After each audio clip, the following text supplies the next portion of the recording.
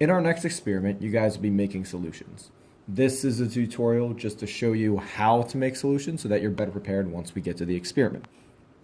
So to make a solution, you're going to need your solute, in this case copper 2 chloride, and your solvent. So you'll measure the solvent as you're making the solution. Your copper 2 chloride or whatever solute you're using should already be weighed out using a balance. And then you're also going to need some sort of glassware to measure the solution with. I'm using a volumetric flask here. You can also use a graduated cylinder. And then to make your results as accurate as possible, I recommend using a funnel and a pipette. So to actually make the solution, first you need to add your solute to your vessel, to your glassware. And so I'm going to put the funnel into the volumetric flask and then just dump the solute in. So I'll take the weighing dish, just fold it in half. That way you have a small opening so you are less likely to spill any of the solute. You definitely don't want to spill it because that's error that you have to account for. So I'll just dump it all in. Some of it fell to the bottom of the flask. A lot of it stayed at the top of the funnel, and that's fine. So there's some of the funnel, we're going to wash it down, but there's also still some solute left in the weighing dish. We need to wash that out because any that's left behind is some difference between the actual amount of solute in the solution and the amount that we found the mass of.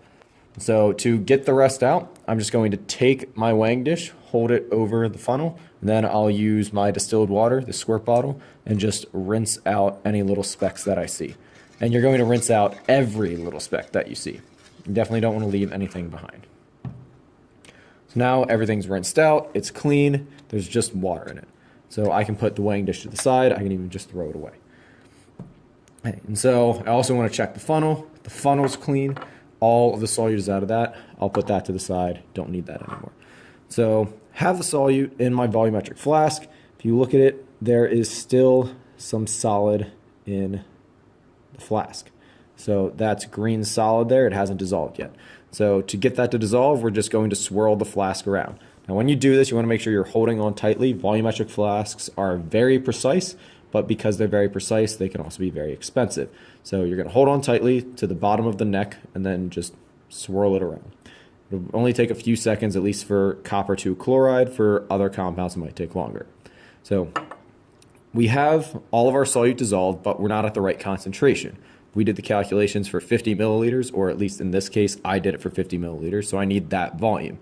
So now that I have the solute in, now that I have some water in, some solvent that is dissolved in, I'm gonna take more distilled water and just fill it directly from the squirt bottle up to the bottom of the neck for the flask.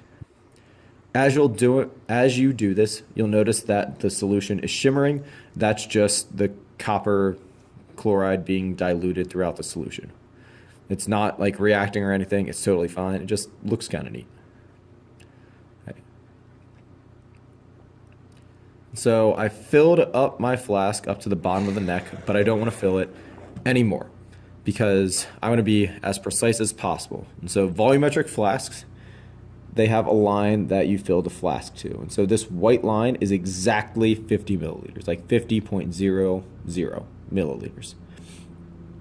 So I want to fill exactly to that line. And so I'm going to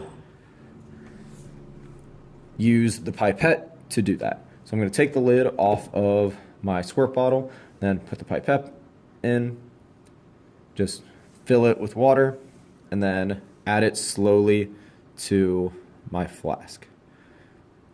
So you might need one or two of these, probably only one or two. One wasn't quite enough for me, so I'm just going to add it back in and fill it up more. And so I want to fill it as close to the line as possible. Remember, when you fill glassware, when you measure volume, you want to get the meniscus there. So it's going to be a little bubble of water at the top. I want the bottom of that bubble right on the line. So as close as we can possibly get. So I went a little bit over, you want to get closer than that. But now we have our solution made, so you can test it, you can use it in a reaction, whatever you need to do.